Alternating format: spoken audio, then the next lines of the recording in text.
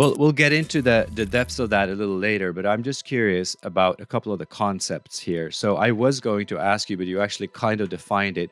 What is longevity? And you seem to just now define it as some type of enhancement that does indeed have the aim to increase lifespan. But I've also understood that in this longevity business, health span is sometimes equally important. And I guess that's going to be my question, because longevity could be questioned, right? I mean, I could say, hey, why do you want to live so long? That's kind of a choice, or it's sort of like arguably whether that is actually a moral goal, or at least we can discuss. But health span is a whole other story. Like, no one can really discuss whether it's better to be in good health or not. So tell me about this tension in this longevity debate between health span and lifespan. Yes, indeed. There's a lot of, let's say, opinions and different perceptions, and a lot of discussions, and even absolutely different, let's say, opposite waves of thinking, and kind of, let's say, considering this. But I would start that even neurotech, health of brains, and efficiency of performance of brains, it's actually probably the most crucial part of longevity, because to be kind of in healthy body but without working brains, it do not make sense. So that's why extension of healthy period of performance of brains, it's one of the most crucial part of longevity, as if to consider technology of life extension. Now, just to extend artificially your life, let's say to some very significant time frame, like 120 years, 123 years, or even beyond, but to be extremely sick, to suffer from disease, it also do not make sense. So that's why, of course, when we are talking about longevity, first of all, in our opinion, this is shall be focused on about extension of healthy period of life, and this is health span, which is of course opposite to lifespan, and there is that gap between a healthy period of life and unhealthy period of life, which named DALI, disabled life years. And what is important, that in the case of supercentenarians, most of them actually living quite healthy to the very, very end of their life. And this differentiates them from average people who are living, some of them quite long, for example, up to 90 years, or 100 years, or even 105 years. Supercentenarians actually people who are living beyond 110 years. But the point is that most of non-supercentenarians, they can live quite long, unfortunately not healthy, during the last decades. First of all, because their immune system is disintegrated, not performing very well.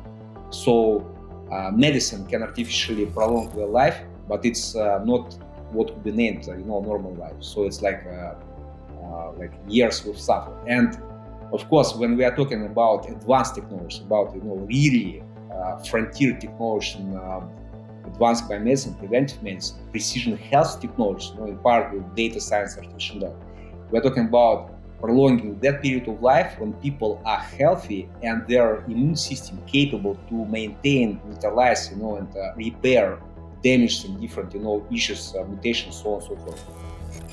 So Dmitry, I wanted to go into some of the technologies in a second, but could you please first define the market for me? Because so I've read your recent book, I believe Longevity kind of 1.0, and I know you're working on some enhancements, or you're going to issue some more stuff soon.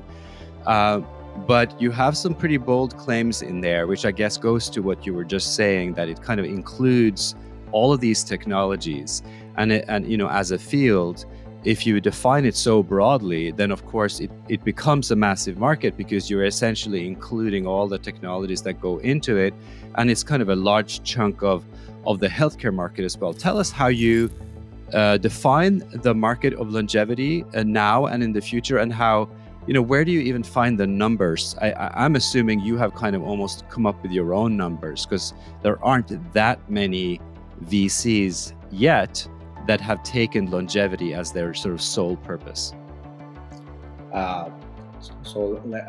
First of all, currently there are several tens investment funds particularly focused on longevity topic, and there are several hundreds of investment funds, for example, focused on narrow-tech, which is again actually part of longevity.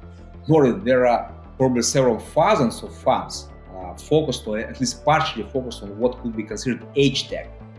Right. So they call it either aging or health, but the term longevity is that increasingly being kind of used as an investment term? Yeah, I will actually bring you some very specific formulations and actually some evolution of this branding and who is understanding what. When we started in this field, back in 2013-2014, this field was mostly branded as anti-aging. However, this term was diluted by multiple, strange companies who are promoting different magic creams or magic, pills capable to make magical things, with your body to rejuvenate, so on and so forth. Apparently, most of them are, in the best case scenario, just placebo, so they're not working, but maybe they're not harmful, although some of them actually harmful. Now, from the time, approximately it happened around 2017, the actual progress in biomedicine, mostly driven by digital medicine, different health, like mobile phones, wearables, different let's say, devices, medical devices. So the progress in that field became so apparent that many investors, decision makers, they actually started to pay tangible attention that this, technologies are capable to extend healthy period of life, and with that, greatly to extend actually lifespan or extend life. Now, around 2017, also this some transition happened towards particularly this term longevity, because more and more people started to understand from different candidates, scientists who were making research in aging research, but they started to be considered as scientists of longevity, human longevity. Then investors also they started quite clearly to formulate that we are necessary to invest into technologies capable to extend human longevity. And then multiple media and even politicians, they started to use this word.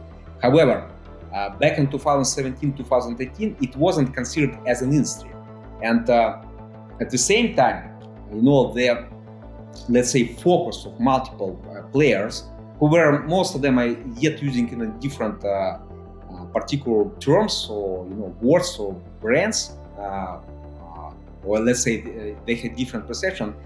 However, most of them already quite clear, 1 year ago it became quite, let's say, practically applicable to consider that this is a separate industry with separate rules. It is much more complex compared to biotech or biomedicine. So, new approach, new data science techniques are required to analyze, to, make investment analytics, so due diligence, in case of, if you're considering from the point of view of investment. On the other hand, in terms of scientists, so to consider just biomedical, biochemistry side of this topic is not enough. So it's less about healthcare in the sense of sick care. It's more about, I would say, management of human body, in the sense that if you are becoming CEO of your own health and your own longevity, so you're dealing with a lot of issues, with a lot of problems, but also opportunities. You are having a lot of, you need to make a lot of choices in life, what to do, what not to do, and for example, how to keep active with high performance, but at the same time, not to over stress, and what technology to use. In the sense that there's a lot of already on the market, but and a lot of yet to come in the, let's say, during next year, during next 3 years, during next 10 years.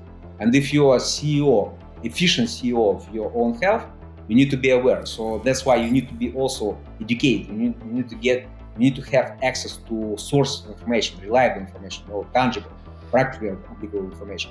And to go back to this, what does it mean industry and about the number? This was the greatest challenge for aging organizations, to create the framework which will be capable, in a tangible, relevant way to analyze the industry. And we succeeded to do that. And we created the framework, and this book, Longevity Industry 1.0, defining the industry. So actually, first of all, it's providing this framework. It's providing in a simple, comparatively simple way, explanation what is included into this industry, what shall be included, what shall be considered as part of this industry, and what shall be not considered. And our current assessment is the size of the industry is $17 trillion. It's actually corresponding with assessment of Bank of America, which is assessing that the size of, let's say, aging population market. There are one. Did I hear that correctly? You said $17 trillion, right? $17 trillion, and in the next 5-6 years, it will grow at least up to $27 trillion. This includes, first of all, market of people who are now in retirement. There are 1 billion people in retirement globally, and you can consider them as seventh continent, and actually the wealthiest continent, because many of those people, they're not just old, but they're also holding the biggest wealth assets, and that's why this market also becoming the most interest for asset management firms, including private wealth banks. Now, on the other hand, of course, this includes biomedicine, AgeTech, and multiple other fields, including wellness. And in reality, if to include, so this is a very, let's say, very conservative assessment, because if to include all, the capacity of all healthcare systems, pension systems, longevity financial industry components. So in reality, it would be much beyond than 20 trillions, and I think even more than 30 trillions. However, because you talk about the novel financial system related to this, like basically there's longevity index funds and hedge funds, and you're sort of imagining that there could be stock exchangers and entire kind of financial instruments completely dedicated to longevity trusts, and even like age tech banks, and like all kinds of financial products that I guess you're envisioning should be geared towards this sector.